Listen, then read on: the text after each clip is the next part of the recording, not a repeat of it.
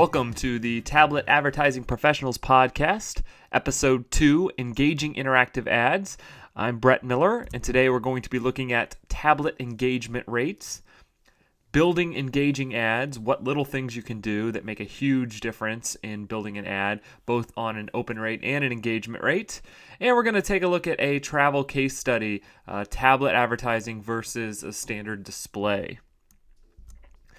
So starting off, engagement metrics.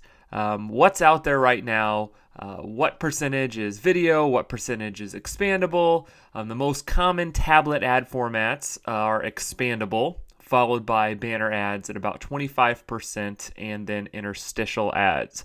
Personally, I think that the interstitial ads have a huge potential, and there's going to be a lot of stuff coming up, both from in-app and browser-based interstitials. The tablet advertising, especially the iPad screen, is a perfect opportunity, and it's a perfect medium for really, really rich engagement. And I think that Flipboard and some of the other guys want to bring sort of the sexy back into advertising, like magazines, and you're going to see the tablet be the perfect opportunity for that. Tablet engagement rates. So one of the things you're going to notice is for expandables, there's a huge engagement. When you can slide open an ad and not have to leave your existing content, and you can touch it and you can twist it and zoom in, zoom out, all those things that make interacting with a tablet so much fun. That makes a big difference, as opposed to clicking on an ad, getting redirected to a new tab, or popping up with a new window and completely disrupting your experience.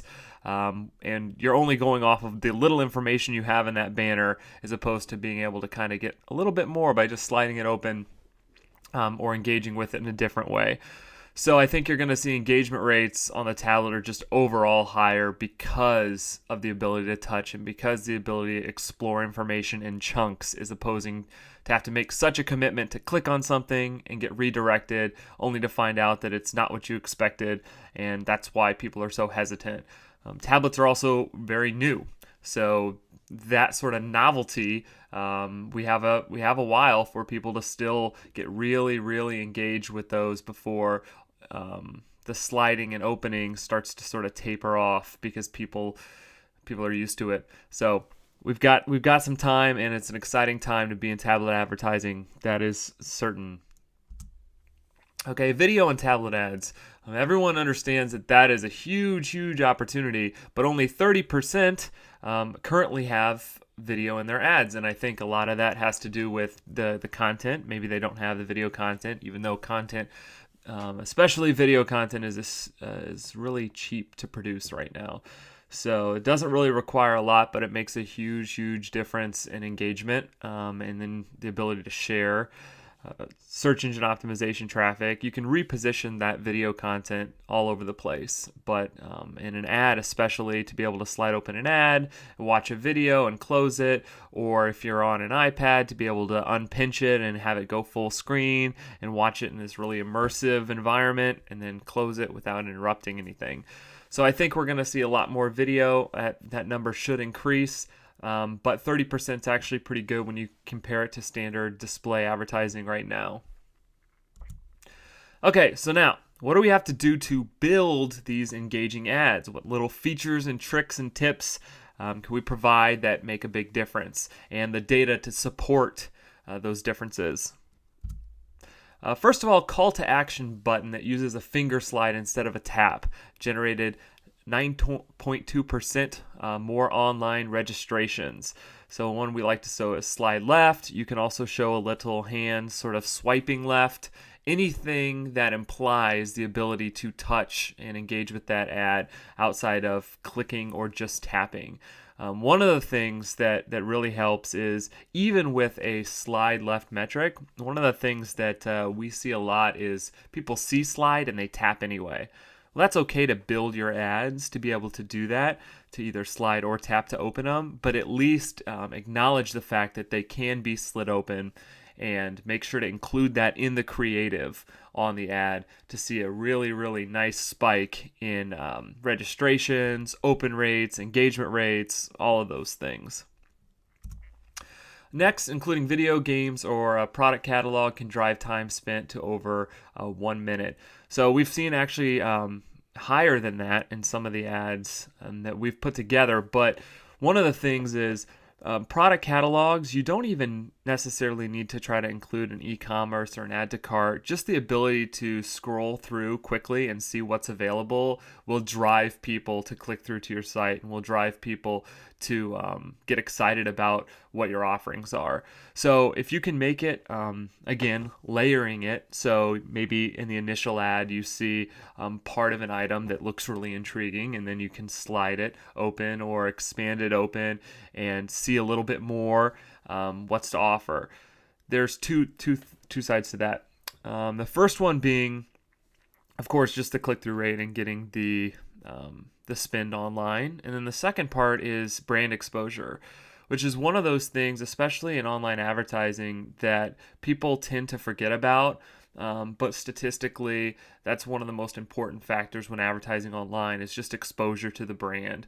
So although the click-through rate might not be as high on an engaging tablet ad, what you're really looking at is those engagement rates and how many people are seeing the brand, how many people are interacting with brand, and then how many of those people are going to come back to your site later, or how many of those people are going to go into your retail location and purchase that item because they saw it online. Those are the things that are a little bit more difficult to measure, but you really need to keep in mind when you start to look at the analytics and the metrics from tablet advertising or mobile advertising in general. So adding video can improve engagement rates by over 35%. That goes for video interstitials, that goes for multiple videos within an ad, that goes for just a simple commercial that you slide open and maybe it's a graphic, a few links and a video. Again, I can't stress enough how important video is, both on the desktop side, on the tablet side, on the mobile side. That's how people consume information now. Less and less people like to read, and you can have a video. You can include music, you can include people, you can include faces, all of these things that humans kind of connect with more.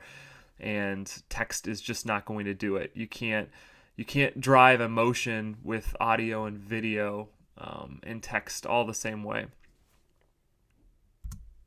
Okay, so finally, let's take a look at a case study. So users can slide units open, providing a great level of brand engagement, then click-through rate without leaving the page. The average open rate was 8.76%. Okay, so to give you a little background, if you were to take a standard display campaign and run it against a tablet campaign that lets them slide open an ad and interact with it, as opposed to just clicking on it in a standard display and getting redirected to maybe a landing page. What we found in this particular case study, that the average open rate was 8.76%. And I'll show you a graph here. If you're listening to the podcast, all of this will be available on tabletadvertisingpros.com, and you can see some of the graphs, go through the slides and those things. But you'll see it's actually pretty consistent. There's a few spikes and a few drops, but overall, the number of opens divided by the number of impressions is 8.76%. Again, this particular unit showed that you could slide it open, so we took advantage of our own advice there, and it makes a really, really big difference. And also, again, I think it's sort of new. So when people are browsing a publisher's website on their tablet and they see, oh, I can slide open this ad, I'm not used to this. It kind of, part of it's curiosity for the brand, part of it's curiosity for the ability to slide open the ad, but either way, that's good for everybody involved. And then we take a look at the interaction rate. So the average interaction rate from the campaign was 14.71%, which is over 2 times higher than a regular non-ad touch expandable rich media ad. And let's take a look at that graph too.